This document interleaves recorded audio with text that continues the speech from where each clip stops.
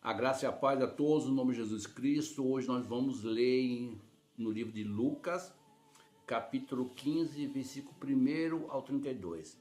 Essa passagem fala o seguinte: Jesus fala de uma palavra com três histórias. A primeira da ovelha perdida, que se perdeu lá fora. A segunda é da moeda perdida, da dracma perdida, que foi perdida dentro de casa. A terceira é do filho pródigo, são dois filhos, certo? Um filho que se perdeu estava dentro de casa, os dois estavam dentro de casa, um se perdeu dentro de casa e o outro se perdeu lá fora, certo? Esse filho pródigo fala o seguinte: olha só, o mais novo falou para o pai: eu quero a minha parte da minha herança, que eu vou viver longe de você.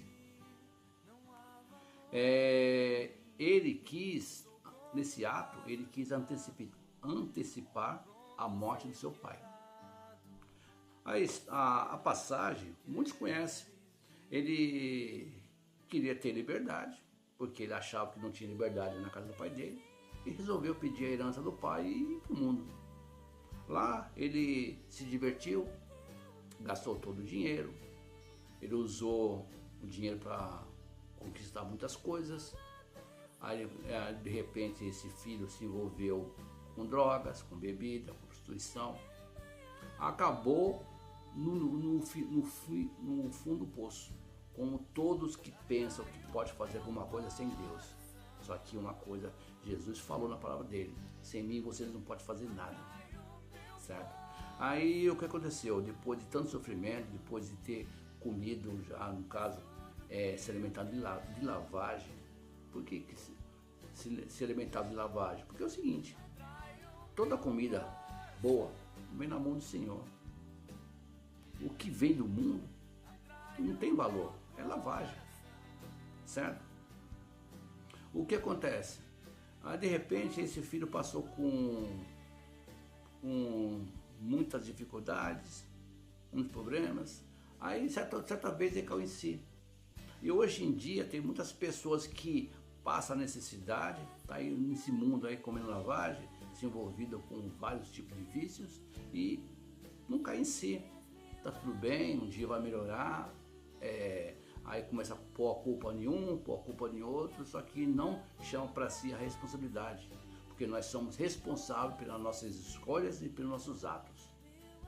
Só que quando acontece isso, é natural a pessoa começar a colocar a culpa em outras pessoas. Não, fui obrigado a fazer isso, que de repente não tinha uma família estruturada, de repente meu pai era viciado em bebida, eu também, meu pai era alcoólatra, e por isso eu virei alcoólatra. De repente ele era viciado em droga, também nesse mundo, que ninguém me deu atenção. 1001 desculpa. Só que a responsabilidade de quem que é? Da própria pessoa. Só que muitas pessoas não caem em si para saber que a responsabilidade é dela. Só que esse filho, ele caiu em si. Então ele falou: poxa, na casa do meu pai tem muitos empregados que tem do bom do melhor. Quem sabe se eu voltar para a casa do meu pai, ele pode até me dar um emprego, certo? Só que naquele momento ele viu o pai como o quê? Como patrão. Ele não viu o pai como um pai bondoso, um pai amoroso. Ele viu o pai como patrão. Hoje muitas pessoas chegam até Deus e tem uma visão de Deus como patrão. Não tem uma visão de Deus como pai. Ele não se coloca na posição de filho. Ele não coloca na posição de pessoas que têm uma herança. Ele vê o que? Ele vê o material. Ele não viu o espiritual, ele viu o pai como empregado. Só que, como ele caiu em si, o que acontece? Ele pensou: vou voltar para a casa do meu pai. Só que hoje muitas pessoas que estão aí no mundo perdido, que de repente caem em si, só que por vergonha, não quer voltar para a casa do pai. Ele fala: poxa, será que meu pai vai me perdoar? Será que eu vou ser bem recebido? Mas de repente, se eu voltar lá, até de ser empregado, vai melhorar a minha situação. Só que tem uma coisa: filho é filho, não tem ex-filho. Uma vez filho, sempre filho. É mesmo que o filho vai para o mundo, mesmo que o filho peque, mesmo que o filho faça um montão de bobagem, um montão de bobeiras aí nesse mundo, ele continua sendo filho, desde que ele caia em si e reconheça o pai. Quando o pai estava lá na estrada, quando o pai viu o filho voltando, o pai não pensou duas vezes, o pai correu e abraçou. Só que no costume judeu é o seguinte, judeu nenhum toca em pessoas que estão sujas de chiqueiro, né? Suja. Não faz isso. Só que aquele pai, ele chegou, ele abraçou e beijou aquele filho. Hoje, quando você volta, quando você cai em si e você volta para a casa do pai, o pai não quer saber se você está cheirando mal, se está cheirando lixo, se você está sujo, se você está praticamente irreconhecível. Ele não quer saber disso. Ele vê você como filho. O que ele fez? Ele viu ele como filho. Eu falo, filho, aí nisso, olha só, aí veio a justiça própria. Aí ele falou, pai, eu pequei, eu errei, é o seguinte, eu quero que o senhor me receba como como empregado. Aí antes dele complementar, antes dele terminar o que ele estava falando com o pai dele falou, não, fecha a boca, eu não quero ouvir a sua desculpa. Importante que você é meu filho, você voltou. E por você voltou, eu vou estar te dando a roupa do filho mais velho. Quem que é a roupa do filho mais velho? Falar de Jesus Cristo. A roupa de quê? Da graça. Então, o pai, o que ele fez? A graça ignorou a lei. Porque pela lei, naquele tempo lá, como ele errou, como pecou, ele tinha que pagar de alguma forma. Então, como que ele ia pagar? Ele ia ser empregado do pai. Só que a graça ignorou a fala do filho. O pai ignora o que o filho fala. Fala para os servos, sirva ele. Ele não deu ouvido o que o filho está falando. Que falou para os servos? Traga a melhor roupa. No original, a roupa do melhor filho. O que é essa roupa do melhor filho? As vestes de Jesus. Jesus, olha só, voltando um pouco para a crucificação. Quando Jesus foi crucificado, o que aconteceu com ele? Ele foi retirado as roupas dele. Roupa de quê? De graça. Roupa de poder. E essa roupa foi para quem? Por isso que ele falou, traga as vestes, as melhores roupas, as vestes do filho mais velho. O que é o filho mais velho? Jesus Cristo. Hoje nós estamos revestidos com a roupa de Cristo.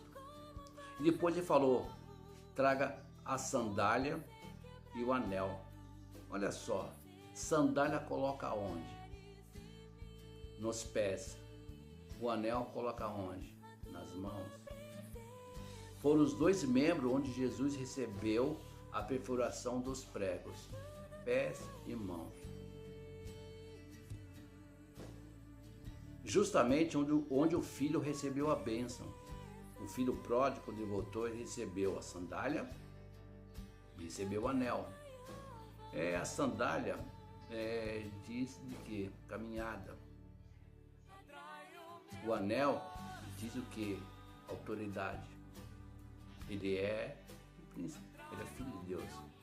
Então ele tem autoridade dada por Cristo na crucificação. Essa palavra essa outra palavra fala o seguinte, das 99, fala de uma ovelha perdida. Quem que é essa ovelha perdida?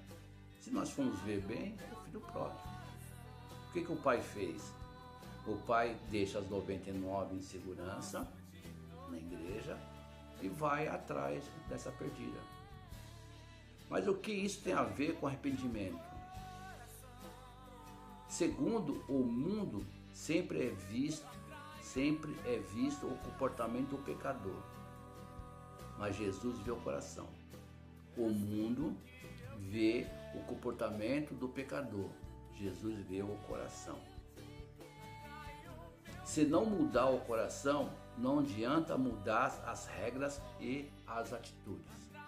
Não adianta nada mudar a atitude, mudar o comportamento, se não muda o coração. Mesma coisa você tentar colocar um remendo novo, não pôr no velho. Ou, em outras passagens, colocar vinho novo em odres velhos. Não adianta. Você está mentindo para você mesmo, certo? Nós temos que ter uma mudança autêntica, uma mudança de mente que se chama metanoia. Nós temos que ter a conscientização do que Jesus fez naquela cruz. Porque outrora nós éramos filhos pródigos. Nós tínhamos tudo na casa do Pai, por um capricho, por um desejo, por um momento de loucura, digamos assim, de passagem. A pessoa põe tudo a perder, vai para o mundo, se embriaga, se droga, se prostitui, faz um montão de asneira, um montão de bobeira e sempre quer colocar a culpa em alguém, certo? Será que vamos atrás? Outra coisa, o irmão mais velho também viu o pai como patrão, olha só. Porque quando o filho voltou, o que o pai fez? O pai primeiramente abraçou. Quando um membro, um discípulo, um filho se perde, vai para o mundo, o que o pai, o que a igreja tem que fazer com esse filho? Tem que recebê-lo, não importando com a sujeira que está, abraçar e beijar, trazer de volta. E quando traz de volta, o que o pai fez? O pai deu para ele uma sandália, colocou nele a sandália porque ele estava descalço, ele não tinha uma direção, não tinha Jesus como meta, e deu para ele autoridade, porque quando ele saiu, quando ele se perdeu, a primeira coisa que ele perdeu foi a autoridade dada por Jesus Cristo. Então o pai colocou no dedo dele a autoridade. E depois de tudo isso, ele foi recebido na casa, houve uma festa, houve uma comunhão, houve uma ceia, tá entendendo? Houve uma ceia e houve um sacrifício. Houve um sacrifício.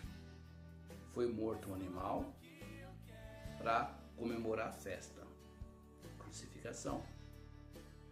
Na palavra de Deus fala o seguinte: a festa nos céus quando um pecador se arrepende. Houve uma festa, entendeu? Porque esse cara em si se arrependeu, voltou. Não importa o que ele fez, não importa aonde ele se meteu, mas de repente o Pai recebeu ele. Assim tem que ser nós, assim tem que ser a igreja de Cristo, a igreja de Deus, aquela que perdoa, aquela que não aponta o dedo. Porque tem muitas hoje igrejas que praticamente, se um irmão, um membro ter um deslize, um vacilo, pecou, automaticamente ele é excluído, ele é apontado, entendeu?